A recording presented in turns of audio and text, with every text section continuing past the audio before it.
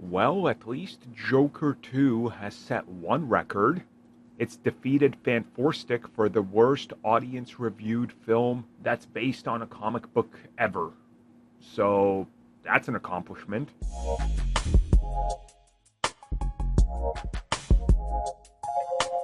So what we are talking about here is the cinema score. Now I think most of you know how cinema score works. If you don't, if you're new here, let me just quickly go over the basics for you.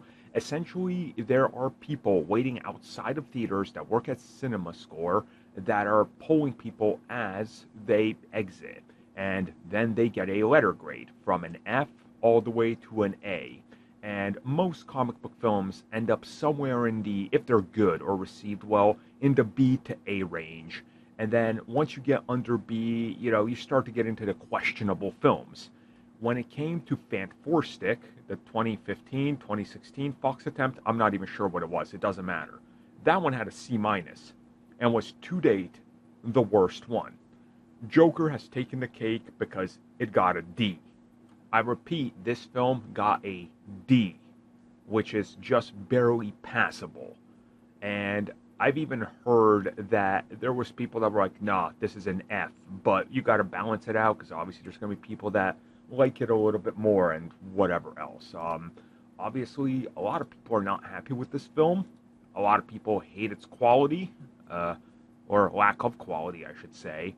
There's just a lot of issues. I cover them in my spoiler-free review, some of them at least, but I couldn't get into specific spoilers, which I talked about those in other videos. But overall, you can tell that this thing resonated with just about nobody. So, good job on burning $350 million, guys.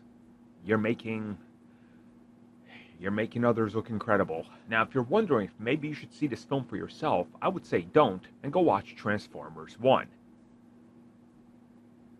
Go watch Transformers 1. Go watch Transformers 1.